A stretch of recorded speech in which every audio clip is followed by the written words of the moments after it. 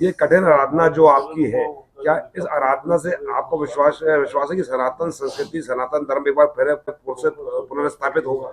देखिए, मैं आपके प्रश्न का जवाब देता। आपने एक शब्द बोला स्थापित, तो मैं आपको और मेरे इन विचारों से एक बात तय कर देता हूं कि जो लोग ये सोच रहे हैं या सोचते हैं कि धर्म की स्थापना होती है, तो मैं ये सोचता हूं वो प्रायः बिल्कुल बिल्कुल अंधकार भरी बात है। क्योंकि धर्म तो सदैव स्थापित रहता है। धर्म जो है वो कहाँ है?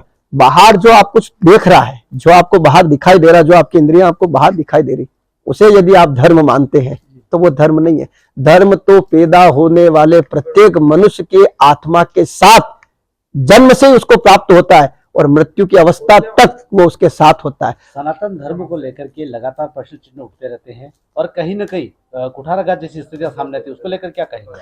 देखिए, ऐसा है कि जिन्होंने अमृत नहीं पिया वो अमृत के बारे में कुछ नहीं बता सकते। जो समंदर की गहराई में नहीं गए वो समंदर के बारे में नहीं बता सकते। जो हिमालय की चोटी पे नहीं गए वो, उनसे अगर यदि पूछा जाए कि आप हिमालय के बारे में क्या कहेंगे, तो वो यही कहेंगे वो एक पत्थर का ढेर है।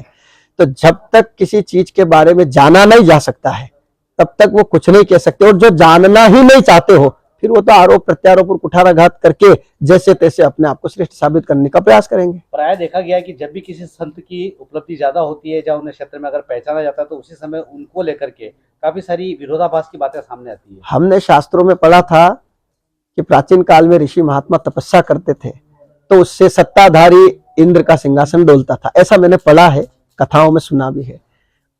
वर्तमान समय में भी वही परिपाटी है कि जब कोई साधक, कोई साधु संत जन कल्याण का काम करता है, जब आत्म चेतना जगाता है, वो जीवन में क्रांति ला देता है, तो उससे कुछ सत्ताधारी लोलुप जिनका झंडा या तो ऊंचा नहीं हो पाया है या जो सत्ता पे काबिज होकर गुलामी कराना चाहते हैं, ऐसे जो सत्ताधारी लोलुप लोग होते हैं उनकी जमीन खिसकती है, उनकी सत्ता खिसकती है, उनका अस्तित्व डगमगाता है। और जब ऐसे अस्तित्व किसी का डगमगा जाए तो फिर वो क्या करेगा?